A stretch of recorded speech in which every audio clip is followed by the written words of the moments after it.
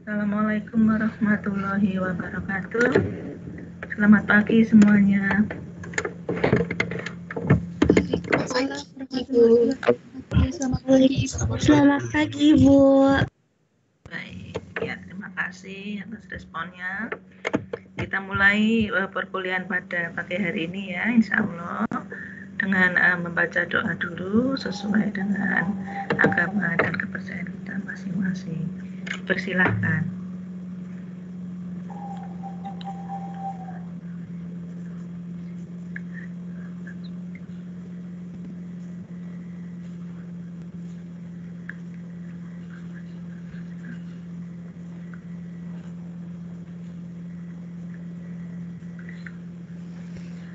Baik, sudah 59 ya, 59 mahasiswa yang sudah bergabung termasuk Ibu. Ya. Baik.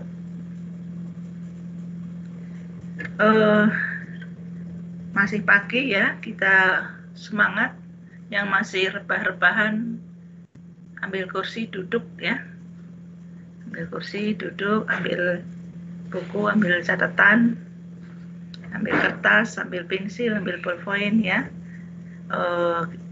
Silakan dicatat yang perlu ya, kemudian ditandai jika ingin mengeksplor lebih lanjut ya dengan materi ini.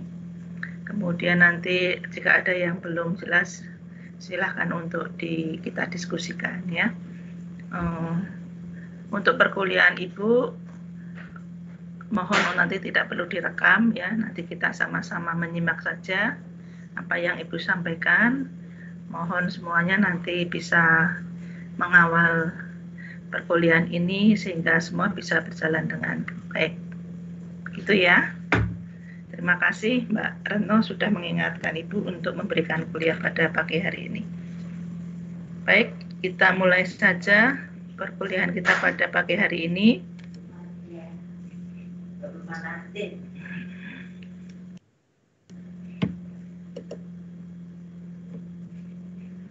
Sudah melihat apa yang Ibu tampilkan? Sudah, Ibu. Sudah ya. Ini masih 69. D5 hadir? D5 belum hadir. Fauzan Azhar? Belum.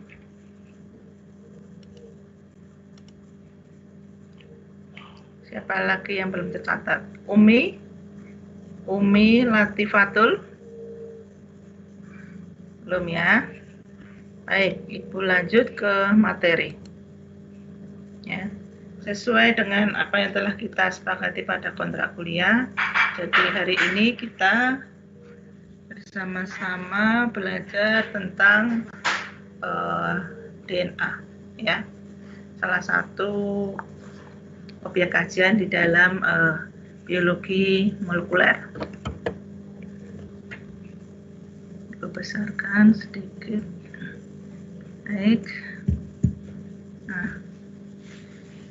jadi apa itu biologi molekuler? Jadi biologi molekuler adalah ilmu yang mempelajari tentang sintesis, struktur, dan fungsi dari DNA, RNA, dan protein, dan bagaimana peran-peran DNA, RNA, dan protein ini di dalam sel dan pada organisme. Untuk biologi molekuler ini sangat berhubungan dengan ilmu lain, diantaranya adalah bioinformatika ya. Jadi di dalam bioinformatika nanti akan dibahas lebih lanjut ya peran-peran dari DNA ya, RNA, protein ya, itu terkait dengan fungsi dan strukturnya ya. Jadi kedua ilmu ini saling berhubungan ya, saling memperkaya satu sama lain ya. Dan perkembangan dari biologi molekuler tentu saja akan menambah pengetahuan pada bioinformatika, demikian juga bioinformatika, karena data-data yang diolah itu adalah berbasiskan apa yang kita dapatkan di biologi molekuler, tentu saja itu akan sangat berpengaruh ya. Jadi memang biologi molekuler ini merupakan salah satu cabang ya di dalam ilmu biologi yang merujuk pada pengkajian ya mengenai kehidupan pada skala molekul ya, intinya seperti itu ya. Ini termasuk diantaranya adalah penelitian-penelitian ya tentang interaksi molekul di dalam benda hidup dan kesannya, terutama bagaimana peran-peran dari DNA RNA ini di dalam sel ya. Jadi kalau boleh Ibu ringkas ya, jadi biologi molekuler ini ilmu yang mempelajari dasar-dasar molekuler setiap fenomena hayati ya. Oleh karena itu di dalam bidang kajian biologi molekuler ini utamanya adalah makromolekuler hayati, khususnya asam nukleat ya, asam nukleat serta proses pemeliharaan ya. Termasuk diantaranya nanti adalah ekspresi ya, informasi hayati yang prosesnya seperti kita tahu dimulai dari replikasi, transkripsi, dan translasi.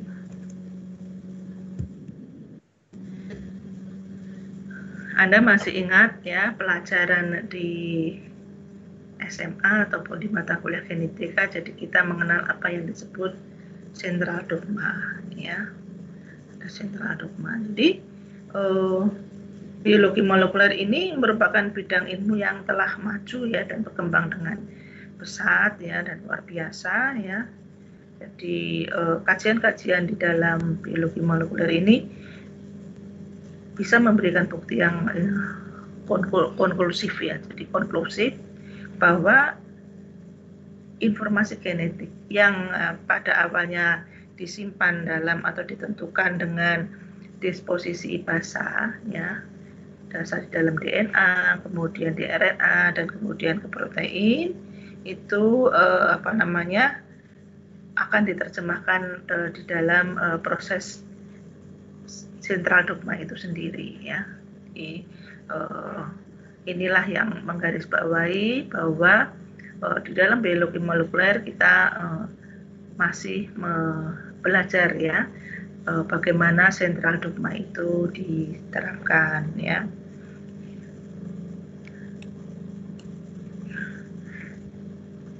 Ini adalah gambar yang tentu saja sudah akrab ya bagi kita semua ya. Di dalam biologi molekuler ya, antara lain adalah molekul-molekul DNA ya, molekul-molekul DNA, dan bagaimana fungsinya di dalam hereditas ya. Ini yang dicontohkan adalah sel pada manusia ya.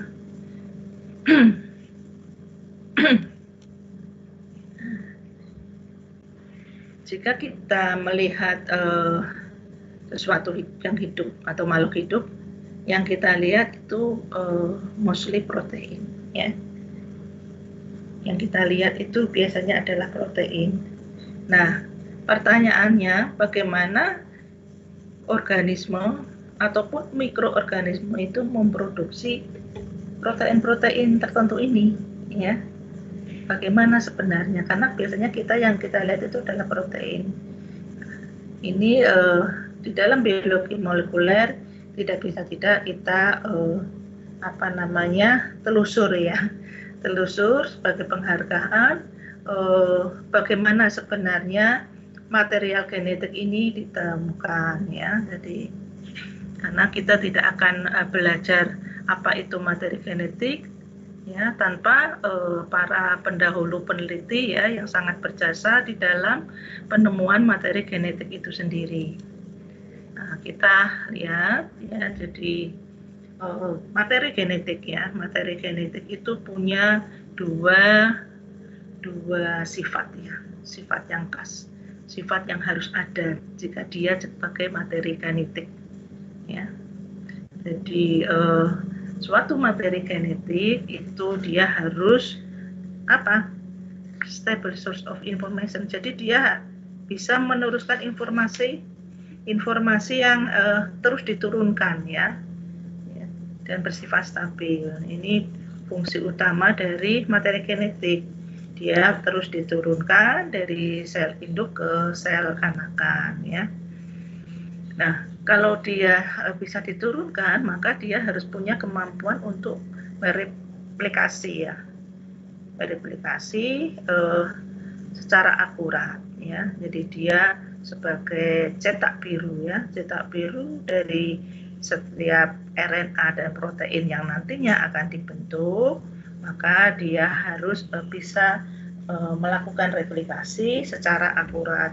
Walaupun pada kenyataannya nanti akan kita pelajari bahwa pada proses replikasi tentu saja itu bisa terjadi kesalahan-kesalahan yang nantinya itu bisa berakibat terjadinya mutasi, ya.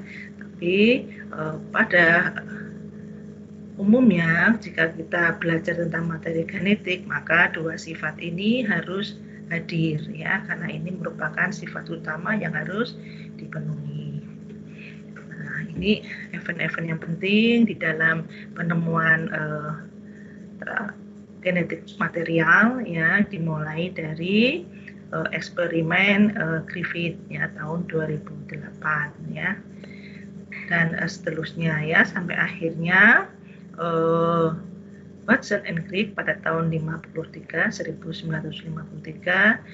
beliau berdua ini memberikan proposal, ya, memberikan suatu temuan ilmiah, ya, yang merupakan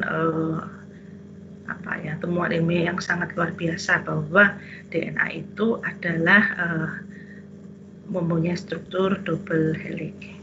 Mari kita lihat satu persatu.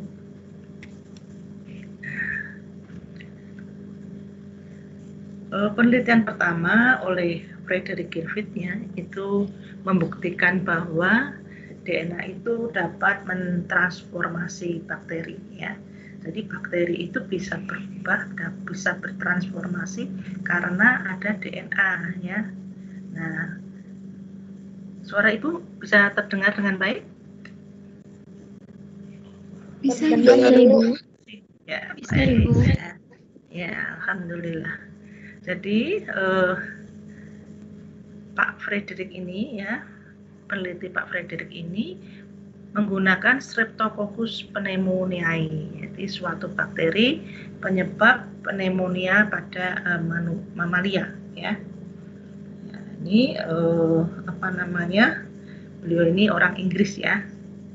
Ya, jadi beliau ini punya dua galur, ya, atau kalau kita bilang sekarang itu dua strain, ya.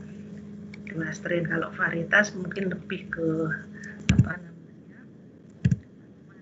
dua strain atau dua galur, ya, yaitu bakteri patogenik dan non patogenik, ya. Yang patogenik itu dicirikan fenotipnya, ya, penampakannya itu dia punya penampakan yang mengkilat, ya, koloninya itu mengkilat. Nah, mengkilatnya ini karena ada lendir, ya, polisakarida yang dia hasilkan, yang diekspresikan keluar sel, sehingga lendir ini sifatnya virulen, ya, jadi dia bisa menyebabkan penyakit. Streptococcus pneumoniae ini secara alaminya demikian, ya, atau wild type, ya, kalau kita bilang itu demikian. Nah, beliau membuat suatu mutan, ya, yang tidak mempunyai kapsul, ya, yang tidak mempunyai kapsul sehingga tidak mengkilat, ya, penampakannya, fenotipnya jadi kasar dan tidak virulen, ya. Nah, eksperimen dari Pak Griffith ini sel-sel yang avirulen, ya, yang tidak virulen mengalami transformasi menjadi sel virulen. Ya. Nah, bagaimana ini ceritanya ya? Nah, jadi beliau menggunakan 3 tipe bakteri ya. Dia menggunakan tipe bakteri atau membuat treatment dengan 3 jenis bakteri. Ya. Jadi bakteri sel-sel S ya, S itu tadi smooth ya, atau yang mengkilat, yang punya kapsul itu yang hidup sebagai kontrol. Beliau suntikkan pada mencit ya. Nah, ternyata mencitnya itu yang disuntik dengan kultur bakteri tipe S ini atau bakteri virulen ini akan mati. Ya. Kemudian treatment yang kedua atau perlakuan yang kedua, sel-sel yang R ya, yang tidak menghasilkan kapsul tadi, yang hidup itu disuntikkan, oh ternyata mencitnya tetap sehat ya, mencitnya tetap sehat. Kemudian percobaan lainnya, bakteri-bakteri tipe S tadi dimatikan dengan panas ya, dia didikan ya dengan sistem sterilisasi panas dengan suhu sekitar 60 derajat selama 3 jam ya. Kemudian disuntikkan pada tikus ya, mencit, ternyata mencitnya tetap sehat. Padahal kan tadi sel-sel S-nya itu punya kapsul ya. Kemudian dari 3 percobaan ini Pak Griffith ini punya kesimpulan bahwa bakteri virulen S ya, bakteri virulen S akan menyebabkan penyakit pada tikus ya, sehingga tikusnya itu mati jika berada pada kondisi yang hidup. Oh, kalau sudah dipanaskan ternyata tidak gitu ya. Nah, kemudian perlakuan yang terakhir, Pak Griffith ini mencampur ya bakteri S yang sudah mati ya tadi ya, karena pemanasan dengan bakteri-bakteri tipe R ya yang masih hidup ya, dicampur kemudian disuntikkan pada tikus, tapi ternyata tikusnya itu mati ya. Nah, dari bukti forensik dia temukan bahwa bakteri-bakteri yang Streptococcus yang S ini ditemukan pada si mencit yang mati ini ya. Ya, jadi sel-sel S yang hidup ditemukan pada sampel darah. Nah, ini gimana ya? Padahal tadi kan hipotesisnya bahwa ya yang sel-sel ini akan menjadi tidak virulen ketika sudah dipanaskan ya. Tidak dipanaskan, tapi setelah ditambah dengan sel R yang hidup, lah kok tikusnya mati. Nah, kita lanjut. Nah, ini tadi cerita yang sama ya. Jadi living non virulen diinjeksikan, survive ininya mencitnya, tidak ada bakteri yang ditemukan. Kemudian yang kasar ya, setelah dipanaskan ini ada bakteri yang survive ya, tidak ada bakteri yang ditemukan, tapi juga ada. Nah, ini yang menceritakan tentang transformasinya ya, ini cerita yang sama ya. Jadi Pak Griffith menemukan bahwa ketika ia membunuh bakteri patogenik dengan panas dan kemudian mencampurkan sisa-sisa sel tersebut dengan sel hidup dari bakteri non-patogenik, sebagian sel yang masih hidup ternyata bertransformasi menjadi sel-sel yang patogenik. Ya. Nah, Griffith menyebut fenomena itu sebagai transformasi. Nah, kesimpulannya, Pak Griffith menyimpulkan bahwa bakteri kasar yang hidup telah ditransformasi menjadi bakteri S patogenik oleh suatu zat. Nah, oleh suatu zat apa? Zat yang terwariskan yang belum diketahui, karena waktu itu kan masih tahun sekitar tahun berapa ini? Masih tahun 2128 ya. Ya, jadi ada sesuatu ya, dalam tanda kutip sesuatu yang terwariskan yang belum diketahui yang memungkinkan sel-sel R ini membuat kapsul. Pak Griffith ini mengemukakan suatu hipotesa bahwa faktor atau agen pentransformasi itu adalah suatu protein, ya, protein waktu itu ya, hipotesanya. Tapi dengan berjalannya waktu, ya, hipotesa dari Pak Griffith ini ternyata salah karena bukan suatu protein, ya. Nah, eksperimen dari Pak Griffith ini dilanjutkan oleh Pak Oswald Avery ya, 14 tahun kemudian ya. Tadi 28, jadi berapa tahun? 16 tahun ya, 16 tahun kemudian dilanjutkan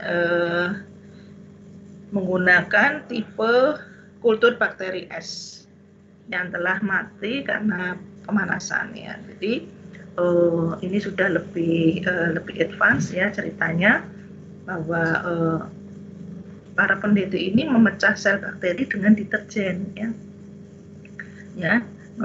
memberikan treatment dengan RNase ya, kemudian menggunakan centrifuge ya, dengan memisahkan komponen sel ya. Nah, ini ternyata setelah ditambahkan DNA ya, jadi didapatkan campuran DNA dan RNA, kemudian di treatment dengan RNase, artinya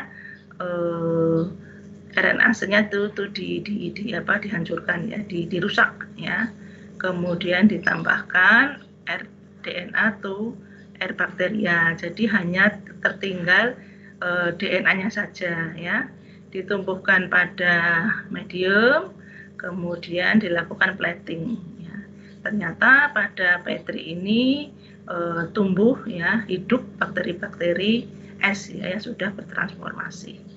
Ya, ingat yang di sini yang disisakan adalah DNA. Bagaimana dengan jika yang disisakan itu adalah RNA ya.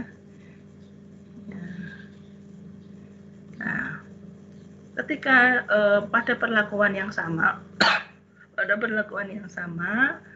bakteri ditumbuhkan pada medium pertumbuhan, kemudian dilakukan plating, ternyata tidak ada sel-sel bakteri yang hidup ya. Nah, media ini bahwa Pak Avery ini menduga bahwa satu di antara komponen-komponen makromolekul yang terdapat dalam ekstrak tadi, protein, RNA dan DNA, itu penyebab transformasi ya. Nah, jadi setelah dari proses ini beliau berhipotesa bahwa degradasi atau pemecahan ya dari komponen-komponen penyusun sel itu tidak menghalangi terjadinya proses transformasi ya, kecuali pada saat DNA-nya itu dirusak. Nah, ini sudah semakin mengkerucut ya, sudah semakin mengkerucut bahwa penanggung jawab dari sifat ini adalah DNA. Kita lihat lagi eksperimen berikutnya. Ini tambahan ilmu, bukti bahwa DNA virus dapat memprogram sel. Bukti tambahan yang mendukung DNA sebagai materi genetik berasal dari penelitian tentang virus yang menginfeksi bakteri ya. Virus-virus yang menginfeksi bakteri tersebut disebut dengan bakteriofag ya. Nah, sampai sekarang digunakan secara luas sebagai alat oleh para peneliti atau genetika molekuler. Ya. Ini penampakannya ya, menakutkan juga ya. Jadi ini merupakan salah satu event ya atau pembuktian bahwa DNA itu juga merupakan materi genetik ya. Jadi kalau kita lihat gambar ini sebenarnya yang injeksikan ya. Injeksikan itu adalah materi genetiknya ya. Ini kebetulan yang dia punya adalah DNA ya. Namun juga ada beberapa jenis virus yang mempunyai RNA ya. Dan kemudian DNA-nya disintesis dalam host ya. Nah, ini cerita yang bahwa DNA itu merupakan materi genetik ya. Jadi untuk memperbanyak diri ya, virus harus menginfeksi sel ya. Harus menginfeksi sel dan mengambil alih perangkat metabolisme sel inang ya. Kalau kita lihat dari terminologinya, bakteriofag berarti si virus ini memakan bakteri ya. Nah, ini sebagai contohnya adalah fag T2 ya. Jadi demikian ini. Nah, Pak Alfred ya yang terusannya tadi bahwa menyebutkan bahwa T2 itu merupakan salah satu faga yang menginfeksi Escherichia coli ya. Jadi sebagai inangnya waktu itu adalah Escherichia coli yang hidup di usus manusia ya. Melalui E. coli beliau ini berpendapat bahwa T2 itu bisa memperbanyak diri ya. Bayangkan penelitian sekian puluh tahun yang lalu sudah diketahui bahwa si fag ini bisa memperbanyak diri. Sehingga kalau E. coli itu sebagai pabrik penghasil T2 dilepas ketika sel-selnya pecah, maka virusnya juga ikut terlepas ya, jadi ikut tersebar ya. Nah, dari penelitian ini sudah diketahui bahwa T2 itu bisa memprogram sel inang, dalam hari ini adalah E. coli ya, adalah E. coli karena ya virusnya bertambah banyak ya, tapi belum diketahui bagian mana dari virus tersebut yang memprogram ya. Di waktu itu belum diketahui bagian mana yang memprogram. Selanjutnya, nah ini apakah protein atau DNA yang merupakan materi genetik dari fag itu ya. Jadi pertanyaan terus berkembang. Jadi beliau ini melakukan percobaan untuk menjawab apakah DNA atau protein ya. Dan mereka menggunakan isotop ya, menggunakan sulfur dan fosfor radioaktif untuk melacak nasib protein dan DNA fag itu yang menginfeksi sel-sel bakteri ya. Ya, pertama-tama itu ditumbuhkan dengan E. coli pada ini kurang besar gambarnya. Ya. Fag berlabel radioaktif dicampur dengan bakteri. Fag menginfeksi sel bakteri ya. Jadi itu ditumbuhkan pada suatu ya. Maaf. Fag berlabel radioaktif dicampur dengan bakteri. Fag menginfeksi sel bakteri ya. Jadi ditumbuhkan dengan E. coli karena ini dilabel ya maksudnya ya. Dilabel yang warnanya merah muda, kemudian di blender ya, di blender sehingga cangkang proteinnya kosong, sehingga tertinggal di dalam peletnya itu adalah DNA VAC ya, DNA VAC, kemudian sentrifugasi sehingga bakteri membentuk pelet di bawah tabung reaksi ya. Anda ingat ketika Anda melakukan sentrifugasi akan didapatkan dua lapisan ya. Yang lapisan bawah itu namanya pelet, yang atas itu supernatan. Nah, ternyata di dalam pelet ini ada sel ya dan kandungan bakteri ya. Kemudian itu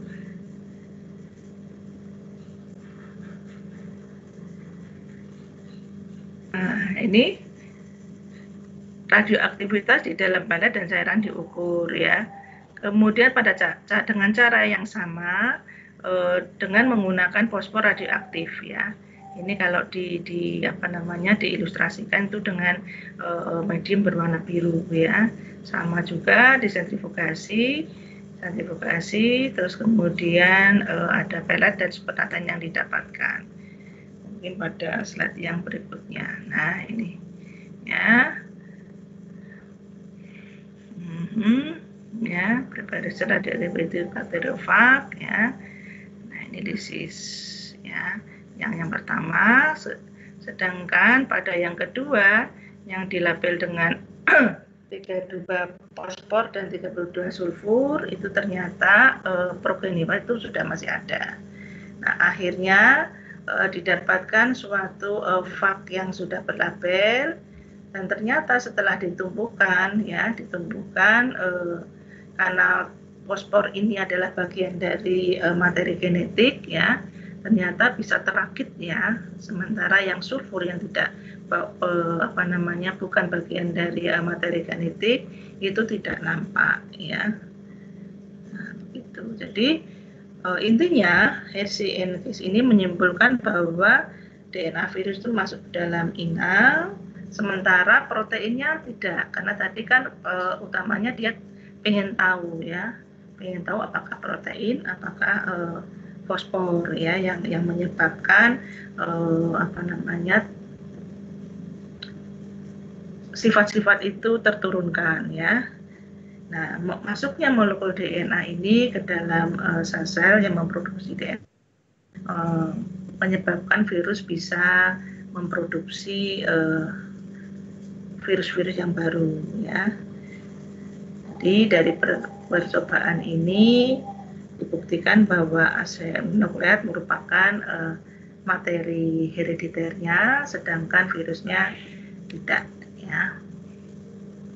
Nah, ini kesimpulan, DNA VAC memasuki sel-sel bakteri, namun protein-protein VAC-nya tidak.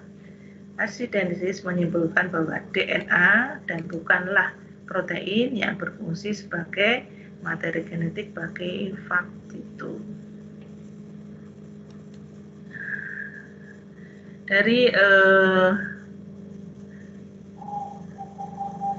Dari proses penelitian ini, maka beliau ini mendapatkan hadiah Nobel ya.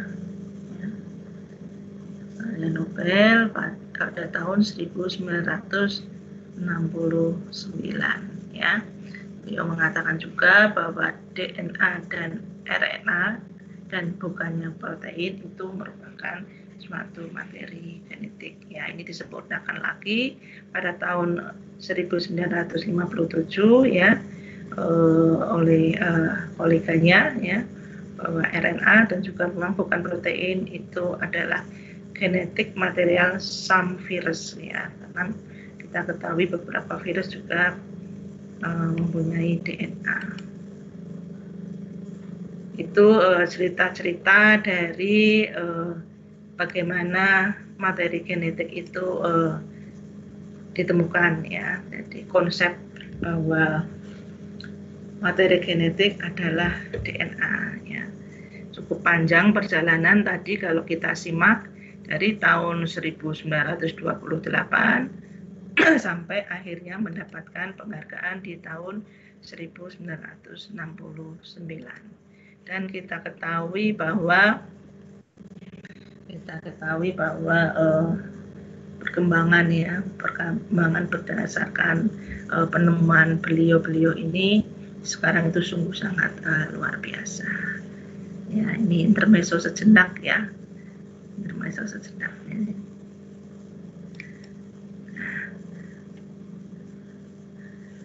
Sekarang pertanyaan berikutnya. Halo, masih menyimak Ibu? Masih, Bu. Masih.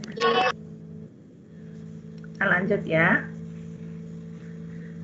Sekarang pertanyaan berikutnya, setelah sebagian besar ahli biologi yakin bahwa DNA itu merupakan materi genetik, tantangan berikutnya adalah menentukan ya bagaimana struktur DNA dapat menyebabkan molekul tersebut berperan dalam pewarisan sifat.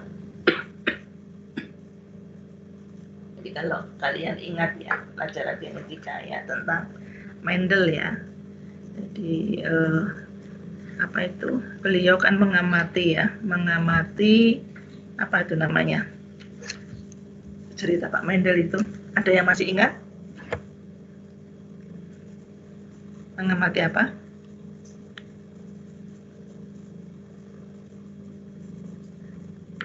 Jadi ini kan merupakan salah satu tonggak yang cukup bersejarah ya di dalam penelitian genetika dan biologi molekuler ya Pak Mendel waktu itu kan mengamati tanaman ercis. Ada yang masih ingat? Sehingga beliau menemukan beberapa teori. Sudah dapat genetika toh? Iya, sudah.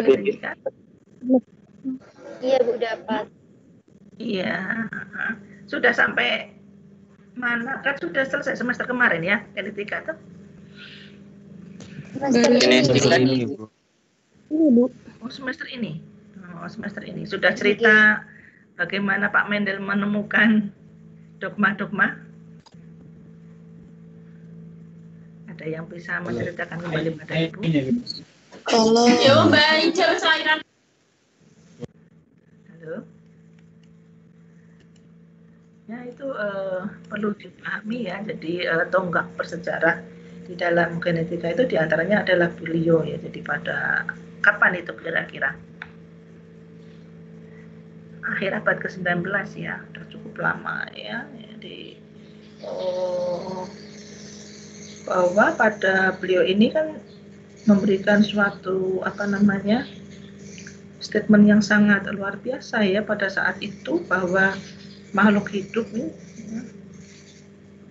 hidup diantaranya tanaman ya karena beliau ada di suatu biara dan mengamati bunga-bunga yang sangat indah ya.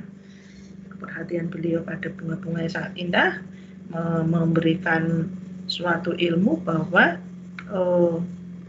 semua makhluk hidup termasuk tanaman ini pasti dia mempunyai materi genetik yang diturunkan dari induk ke anaknya ya, dari satu generasi ke generasi selanjutnya ya, dengan mengawinkan segala macam itu ya. Ingat ya, ada warna bunga ya, Ibu aja masih ingat kok ya, ada warna bunga ya, warna-warni merah muda, nanti dapatkan ada yang putih ya dan sebagainya. Kemudian biji ya, ada yang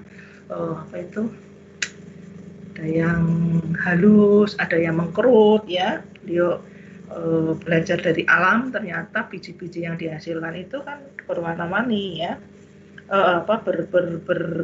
banyak bentuk gitu ya. Kemudian apalagi? Oh iya, yang aksial ya, itu aksial, dan ada yang letak bunga ya, posisi bunga. Kemudian ada tanaman yang tinggi, ada tanaman yang rendah ya, itu ya. Nah ini pasti ada sesuatu di situ. Nah ternyata ada materi genetik ya, di situ. Tapi kemudian ada pertanyaan yang belum terjawab dari situ. bagaimana memang betul ada DNA yang merupakan faktor hereditas, tapi bagaimana cara gen-gen itu diekspresikan ya, sehingga akhirnya menghasilkan sifat yang bisa kita lihat ya, dengan kasat mata begitu ya. Kita bisa lihat dengan kasat mata, ternyata ada bunga warna pink dan putih gitu ya, dengan frekuensi sekian gitu ya.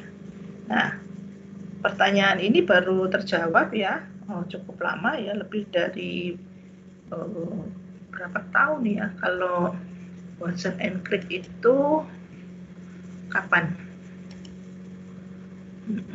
Watson and Crick ya cukup lama ya. Jadi pertanyaan ini bisa dijawab ketika Pak Francis Crick ya itu membuktikan bahwa DNA lah ya yang bertanggung jawab ya, sehingga akhirnya ada hipotesis yang disebut dengan dogma sentra biologi molekuler ya. Nah, pertanyaan berikutnya, protein-protein apa saja sih yang berperan ya di dalam proses ini ya, dan juga bagaimana proses translasi RNA menjadi protein. Nah, itu nanti yang akan kita pelajari. Kemudian RNA seperti apa yang dapat berfungsi ya tanpa ditranslasikan dalam menjadi protein ya. Nanti ada yang disebut dengan konsep intron ya. Itu ya. Kita masuk lagi ke cerita penemuan DNA ya. Jadi Pak Maurice Wilkin dan Rosalind Franke menggunakan teknik yang disebut kristalografi sinarkik untuk mempelajari struktur molekul ya. Nah, Bu Rosalind ini menghasilkan citra molekul DNA menggunakan teknik tersebut ya. Menggunakan teknik tersebut. Ya.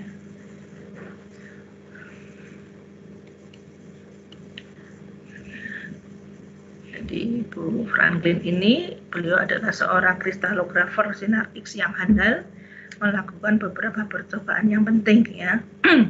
Jadi beliau ini seorang ilmuwan yang sangat cerdas. Jadi beliau ini sudah menjadi ilmuwan sejak umur 15 tahun kalau tidak salah, ibu baca biografinya ya. Sayang beliau tidak berumur panjang karena kemudian beliau meninggal karena kanker ya. Jadi beliau ini menemukan bahwa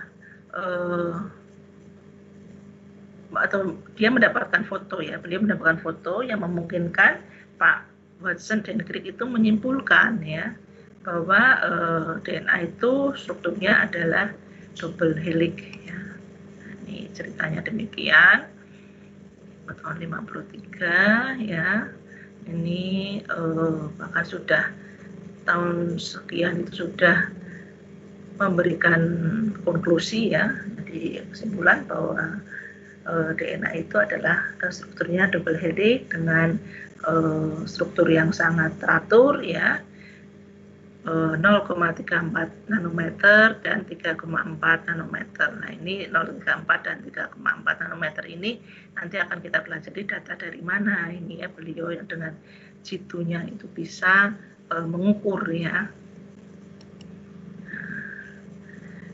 Temuan Watson and Crick tentang helix ganda, bahwa DNA merupakan helix ganda. Helix itu bisa disebut dengan spiral ya, dengan diameter yang seragam yang tersusun atas dua untai polinukleotida ya.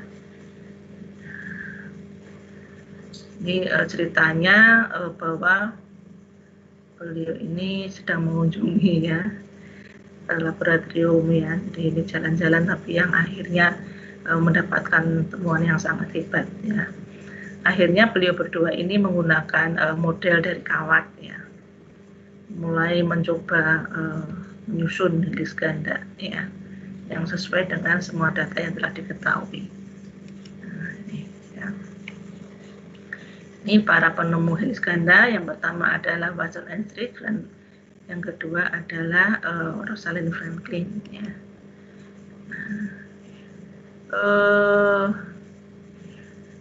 Model DNA bagaikan tangga tali penuh yang terpuntir membentuk spiral. Ya.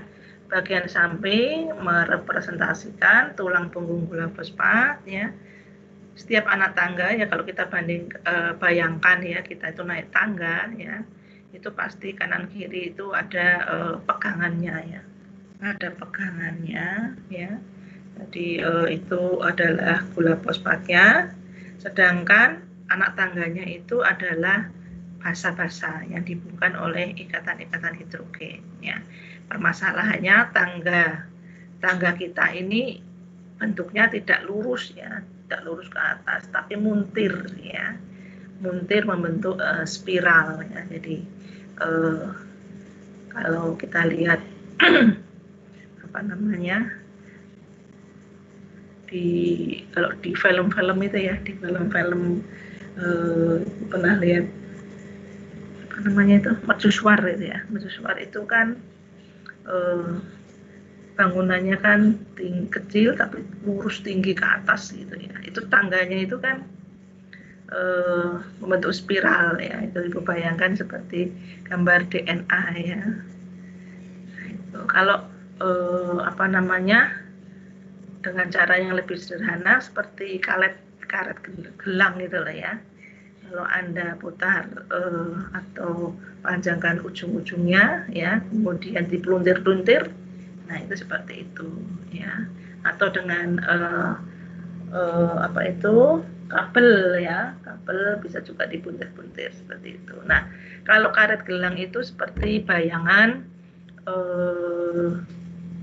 kromosom ya, kromosomnya eukariot ya. Jadi dia bentuknya helix, tapi kalau dalam kondisi rileks ya itu dia adalah sirkuler ya. Tapi bayangan Anda sirkuler itu tidak sirkuler seperti karet gelang ya, karena pada apa namanya? Pada kenyataannya bundernya itu tidak bunder seperti itu, lingkaran seperti itu tidak ya, tapi membentuk lingkaran atau terkondensasi ya, terkondensasi di dalam suatu tempat yang namanya nukleolit ya. Nanti kalau kalian belajar tentang apa namanya whole genome sequencing ya, terutama untuk kromosom bakteri itu akan bisa melihat ya bagaimana sebenarnya bentuk dari kromosom bakteri. Kita kembali pada materi ya. Ini gambar 10.5 3 representasi DNA. Bagian pertama adalah model pita ya. Model pita tadi, kemudian bagian kedua model atom dan ketiganya komputer ya. Ini bisa Anda apa namanya lihat bahwa komputer itu sangat membantu di dalam apa namanya mata kuliah atau bidang ilmu ya, biologi molekuler ya, dengan simulasi-simulasi dan algoritma yang dibuat ya, software-software yang sangat canggih itu bisa kita diberikan bayangan-bayangan yang lebih nyata ya dari sesuatu yang tidak bisa kita lihat ini ya. Nah, kita lihat bahwa asam nukleat itu rangkaian dari mononukleotida ya. Asam nukleat itu rangkaian dari mononukleotida. Nah, pertanyaan Ibu, apa mononukleotida itu? Oh, kita diskusi dulu. Siapa yang mau menjawab? Ibu tak istirahat. Yuk. Mononukleotida apa ya?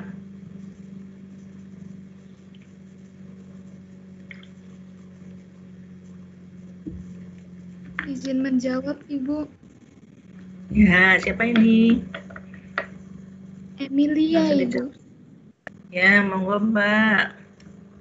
Mononukleotida itu satu molekul nukleotida yang terdiri dari gula fosfat, gula deoksiribosa, dan basa nitrogen, Ibu. Apa tadi? Mononukleotida adalah Mononukleotida adalah satu molekul nukleotida yang terdiri dari gula fosfat, gula deoksiribosa, dan basa nitrogen. Gula fosfat. Oh, makasih ya, Mbak Emilia ya. Mbak Emilia, ada yang mempunyai pendapat lain? Bu, saya izin menjawab, ya, Bu. monggo. Pak Retno ya. Mononukleotida itu monomer pembentuk asam nukleat, Bu. Nah, itu terdiri dari basa nitrogen. Itu, Bu. Ada purin dan pirimidin. Terus? Sudah, Bu. Ya, sudah itu saja. Oh ya, terima kasih. Siapa lagi ini yang mau memberikan pendapat? Mononukleotida. Ada lagi? Yuk.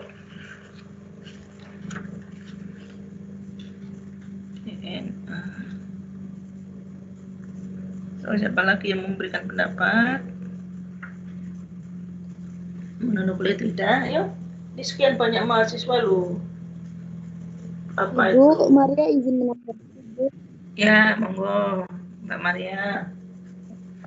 Ya, Ibu, jadi tadi hampir sama kayak Anu, jadi dia itu satu molekul nukleotida, hanya saja dia itu terdiri dari fosfat, kemudian gula deoksiribosa, kemudian salah satunya itu salah satu basa nitrogen, Bu, purin atau pirimidin. Ya, terima kasih Mbak Maria. Ya, betul ya. Jadi tadi sudah disampaikan ada kekurangan sedikit-sedikit dari masing-masing. Kalau kita melihat gambar, kembali ke gambar ya. Minumnya Ibu tak singkirkan dulu. Ya, mononukleotida ya. Jadi betul tadi ada kata kunci ya. Jadi monomer dari asam nukleat ya. Monomer dari asam nukleat itu tersusun dari 3 molekul ya, atau 3 komponen ya. Yang pertama adalah basa nitrogen ya. Basa nitrogen ada 2 kelompok, yaitu apa? Purin dan pirimidin ya. Nah, basanya itu purin dan pirimidin, anggotanya ada 2 ya masing-masing ya. Jadi purin itu ada adenin dan guanin ya. Kemudian pirimidin ada timin dan urasil ya, timin dan sitosin ya. Itu. Jadi yang pertama adalah harus ada basanya. Kemudian tadi tulang punggungnya itu adalah gula pentosa ya. Gula pentosa ya, atau berkarbon 5 ya. Karena ada 5 unsur C ya. Jadi ada 2 jenis gula ribosa yang menyusun ribonukleotida, itu namanya itu adalah monomer dari RNA, dan sedangkan kalau yang penyusun DNA itu adalah deoksiribonukleotida ya. Kemudian yang terpenting lagi temannya ini ya, yang merupakan membawa sifat asam ya, itu adalah gugus fosfat ya, gugus fosfat. Jadi 3 komponen ini yang sebagai komponen penyusun DNA ya. Nah, mononukleotida satu dengan yang lain itu dihubungkan dengan ikatan fosfodiester ya. Itu terbentuk antara gugus fosfat ya. Ini kalau kita lihat kan pada angka 5, sebentar itu ada gambar yang lebih jelas. Mana ya? Nah, ini. Nah, ya ini ada ikatan hidrogen. Kok ikatan hidrogen? Fosfodiester ya. Nah, fosfodiester angka 1, 2, 3, 4, 5 kok nggak ada ya? Bentar ya, ada angkanya biar kalian bisa lihat. Ya, 1, 2, 3, 4, 5. Oke, nggak apa-apa deh, dari sini aja wes ya. Ini apa namanya? Tadi mau ngomong apa? Nah, ikatan fosfodiester ini terbuat antara gugus fosfat ya. Gugus fosfat ini pada atom C5 ini 5, 1, 2, 3, 4, 5 ya. Dia nempelnya di yang kelima. Nanti kalian coba cari gambar yang lebih jelas ya, ternyata kok ini kok kecil banget ya. Dan nukleotida satunya lagi pada gugus OH ya, gugus OH. Yang 1, 2, 3, di sini ada 3 ya, 3 gugus 3. Ini berhubungan pada nukleotida berikutnya, ini namanya ikatan fosfodiester.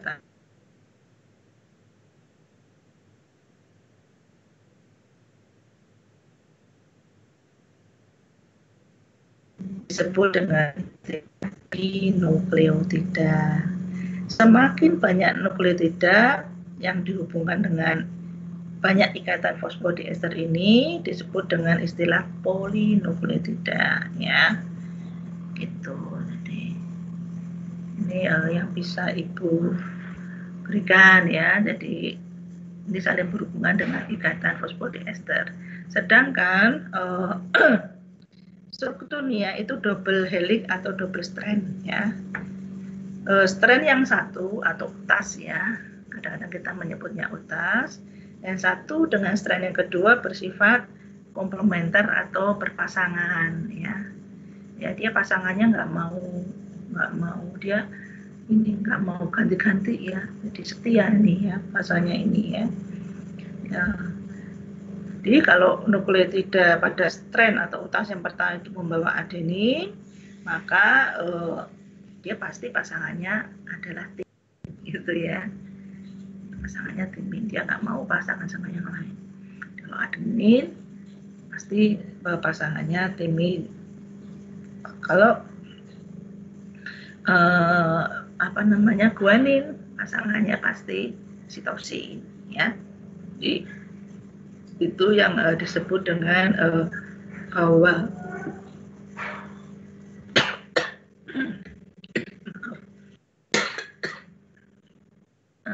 apa namanya bahasa-bahasa ini berpasangan berkomplementer ya.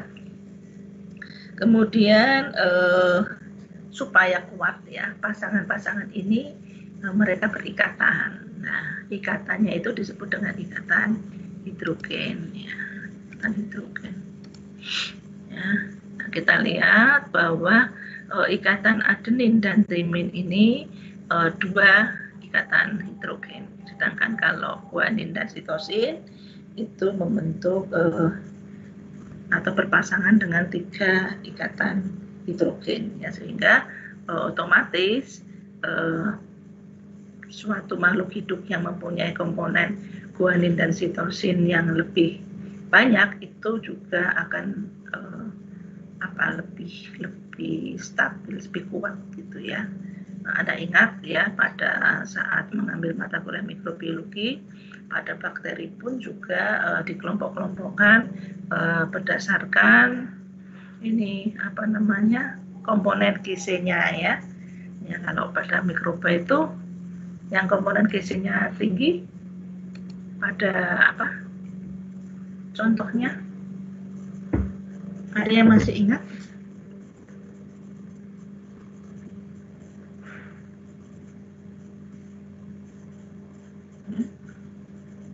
Ada yang masih ingat? Kelompok mikroba yang mempunyai kandungan GC yang tinggi?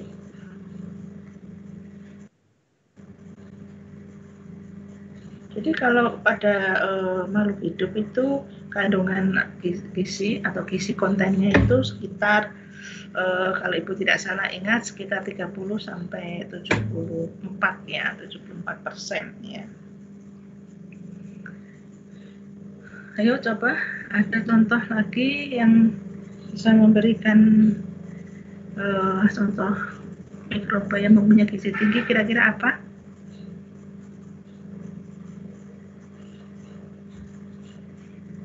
Oh, mikrobiologi banyak yang mendapatkan nilai A loh. Sudah mengambil mata kuliah mikrobiologi toh? Sudah, Bu. Iya, apa contohnya? Ayo. Ayo. Organisme termofil ya. Ada. Termofil, oh ya termofil bisa juga. Yang spesifik kelompok organisme karena Ya apa langsung aku udah. Ini dia gue ini dewe. Kamu bayarmu. Pak Mas David. Mulai MBPS 250.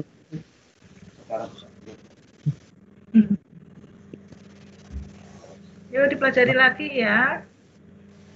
Ya, beda gini apa beda gini Mau kasih kalau saya cok. Ya, terima kasih. Apa? Nanti ya sampai lupa itu kandungan gizi ya. Nah, ini mengacu pada hukum Chargaff ya sebenarnya ini ya, dari apa namanya, dari ikatan-ikatan ini nanti, tapi Ibu tidak akan masuk di situ karena itu fisika sekali ya. Nah, dari penelitian dari Walser dan Crick bisa diketahui bahwa DNA dalam bentuk regular double helix itu diameternya kurang lebih 20 Armstrong ya. Untuk satu putaran penuh ya itu 34, jarak antara nukleotida itu sekitar 3,4. Jadi pada setiap putaran itu kurang lebih ada 10 nukleotida ya. 10 nukleotida. Sebenarnya dari pola double helix ini ya, dari pola double helix ini adalah tujuannya ya dari sisi teori ya, dari sisi teori itu untuk memaksimumkan pengemasan ya, memaksimumkan pengemasan. Jadi bentuk seperti ini tuh kalau dibuat compact ya, supaya padat, supaya terkompak gitu tuh bentuknya seperti ini ya. Jadi itu dari sisi teori ya, karena itu walau alam ya, kenapa bentuknya seperti itu, tapi dari sisi teori sebenarnya untuk maksimumkan ke pengemasan ya. Jadi pilihan-pilihan ini akan memberikan ruang yang sedikit ya nanti, karena kita tahu bahwa seberapa besar nukleus, seberapa besar kromosom ya, bagaimana kromosom itu harus dikemas sehingga bisa dalam kondisi yang stabil ya, karena dia stabil itu tidak mudah rusak gitu ya. Nah ini kalau kita lihat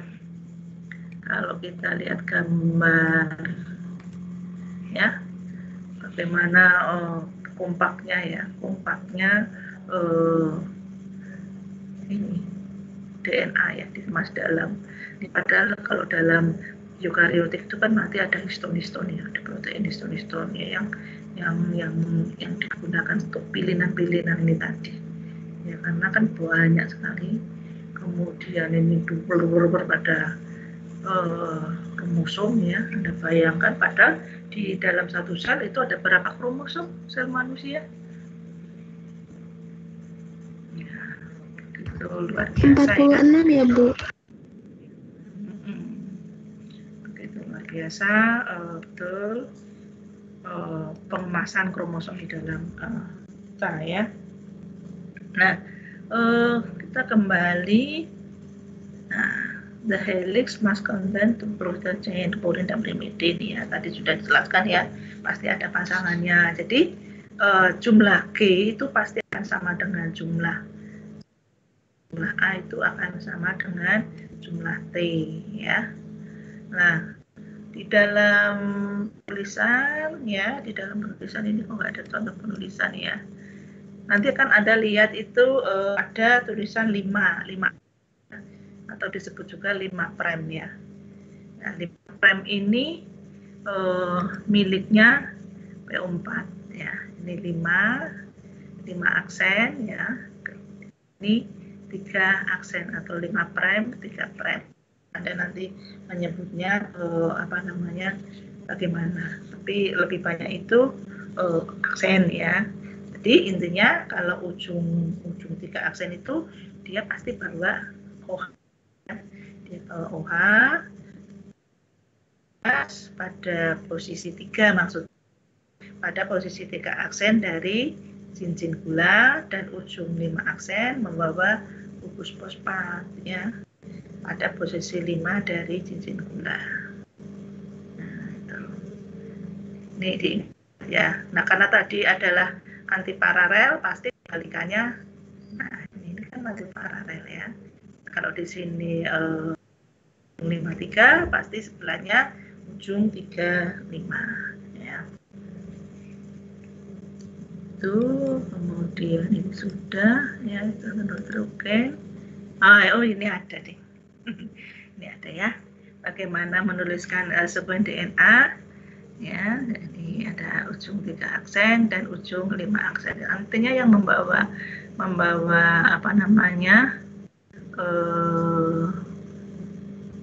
fosfat itu yang 5 ya. Kadang-kadang dituliskan demikian. Lagi.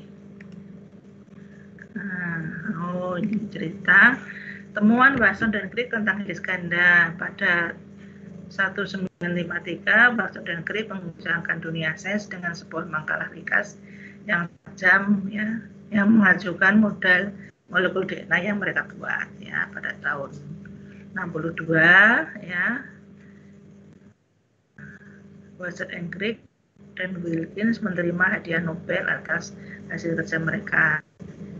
Franklin juga pantas ya menerima hadiah tersebut, namun ia telah wafat karena kanker pada 1995 dan hadiah Nobel tidak pernah diberikan secara anumerta. Itu ya ceritanya bagaimana DNA itu ditemukan ya.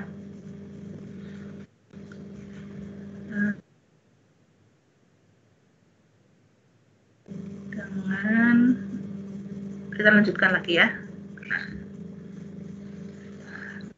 Dulu ya, kita minum.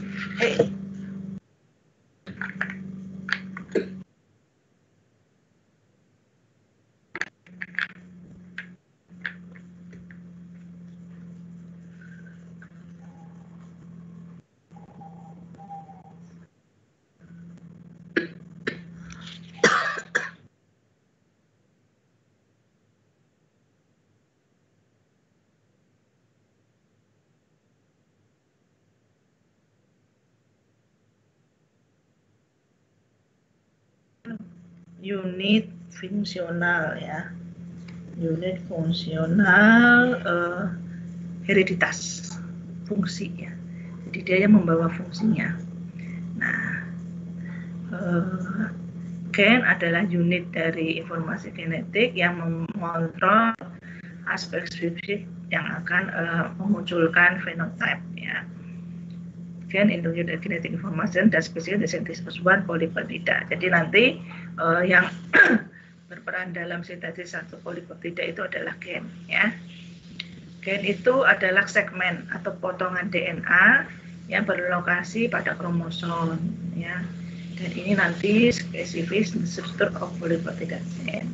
Pokoknya dia yang berperan ya dalam pembentukan polipeptida ya.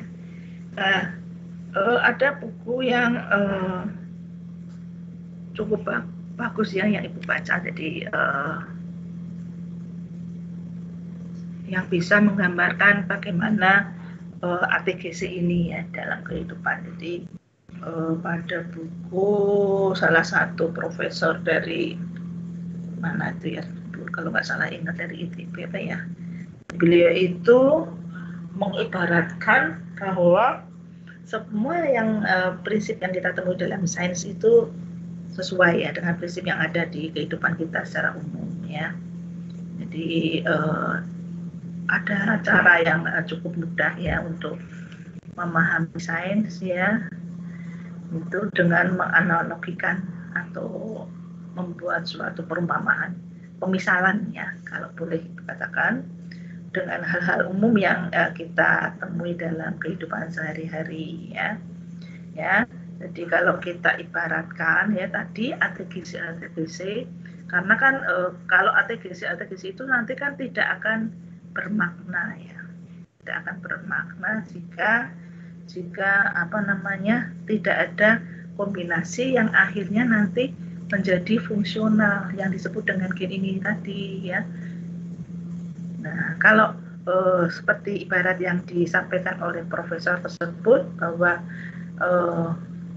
ini serupa ya, serupa itu seperti kalau kita boleh permisalkan ya, itu seperti musik ya, seperti musik ya. Jadi kalau musik itu kan intinya ya, itu kan ada 7 nada dasar ya, ada do re mi fa sol la si do, do re mi ada berapa 7 ya, do re mi fa sol la si ya. Nah kalau dalam musik itu ada 7 nada dasar ya. Nah, sedangkan pada DNA itu ada 4 macam bahasa tadi ya. Ada adenin, guanin, sitosin, dan timin. Nah, kalau dalam dunia musik ya, walaupun terdapat 7 nada dasar, tapi kombinasi dari ketujuh nada dasar ini pada akhirnya akan menciptakan lagu-lagu yang sangat indah ya, yang bisa kita nikmati ya, yang kita dengarkan, yang kita nyanyikan ya, itu semua kombinasi dari nada-nada dasar itu yang akhirnya membentuk suatu hal yang sangat luar biasa. Nah, serupa dengan itu ya, yang kalau boleh kita permisalkan, maka kombinasi dari keempat bahasa tadi ya, itu akan memberikan informasi biologis. Permainnya seperti itu ya. Nah, informasi biologis itu yang dimaksudkannya adalah protein ya. Gen adalah cetak biru untuk pembentukan protein. Itu ya. Jadi mudah-mudahan ini bisa membantu di dalam pemahaman mengenai apa itu gen ya. Nah, gen ini seperti yang Ibu ceritakan kisah tadi, maka suatu DNA ya, suatu gen ya, itu dengan proses yang sudah berjalan tadi dogma sentral seperti transkripsi dan translasi, itu akan membentuk suatu molekul protein ya, karena tanpa apa namanya tanpa proses tadi ya, maka DNA itu tidak akan memiliki fungsi apa-apa selain dia adalah materi gen diturunkan. Sehingga ada penelitian-penelitian yang menggunakan sesuatu yang diekspresikan ya, sebagai perlakuan atau hal yang diamati dalam penelitian, yaitu dengan metode microarray ya. Itu masih cukup mahal ya untuk kantong kita ya, di kantong peneliti itu masih cukup mahal. Nah, ini ada tulisan genom ya, genom. Kalau genom itu adalah keseluruhan atau genetik informasi yang komplit ya. Genetik kayak apa?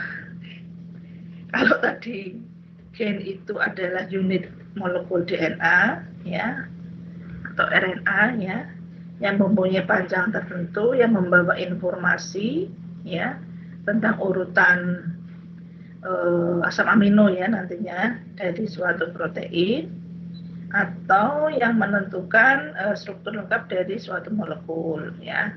Nah, ini di genom itu adalah satu kesatuan gen yang dimiliki oleh suatu sel ya, atau virus, atau satu kesatuan kromosom pada eukariot.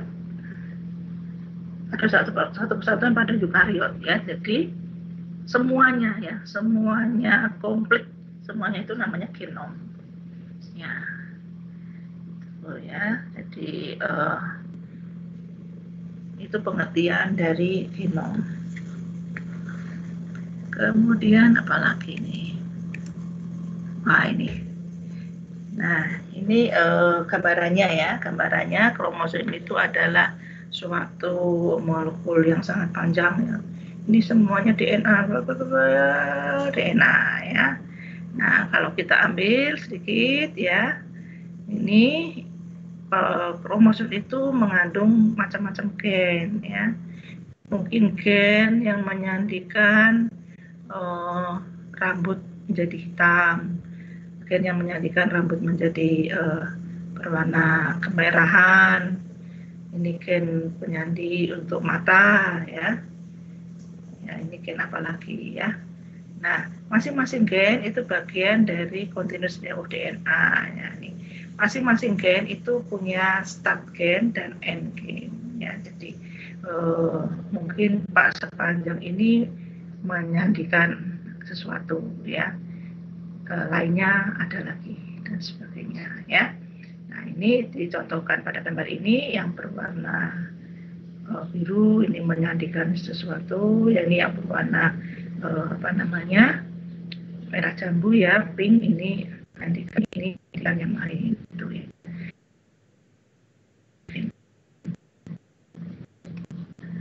Demikian yang Ibu sampaikan ya untuk biologi pada hari ini ya, terkait dengan bagaimana sebenarnya proses dari penemuan DNA ya, penemuan DNA, bagaimana itu DNA ditemukan, kemudian bagaimana strukturnya DNA, kemudian apa itu gen dan apa itu genom ya, sesuai dengan apa yang telah kita sepakati pada kontrak kuliah.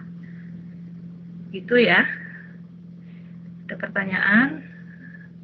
Ini sudah 1 jam 20 menit ya. Lebih panjang dari yang itu biasanya katanya kan nggak boleh lama-lama ya kalau meet ya. Baik, kalau belum ada pertanyaan, silakan nanti mengajukan pertanyaan kalau yang ditanyakan di room chat ya. Perkuliahan kita belum selesai. Kalau ada yang didiskusikan, monggo ya. Nanti bersama-sama kita saling berpendapat. Ibu berharap jika ada pertanyaan dari salah seorang teman, nanti teman yang lain juga menanggapi ya. Bagian dari metode pembelajaran yang diterapkan di Undip yaitu student center learning ya. Jadi mahasiswa diharapkan untuk aktif ya, aktif di dalam proses pembelajaran untuk menyampaikan pendapat ya, berani menyampaikan pendapat ya. Demikian Ibu sampaikan pada pagi hari ini, semoga bermanfaat. Atas segala kekurangan dan keterbatasan Ibu mohon maaf sebesar-besarnya. Atas segala kekurangan di dalam penyampaian juga, atas pengaturan waktunya juga, Ibu mohon maaf sebesar-besarnya. Semoga apa yang Ibu sampaikan pada pagi hari ini bisa bermanfaat bagi kalian, ya, bisa sebagai fondasi untuk mengembangkan diri lebih lanjut. Ibu tunggu diskusinya di ruang chat. Terima kasih. Assalamualaikum warahmatullahi wabarakatuh. Waalaikumsalam warahmatullahi wabarakatuh. Terima kasih. Terima kasih. Terima kasih.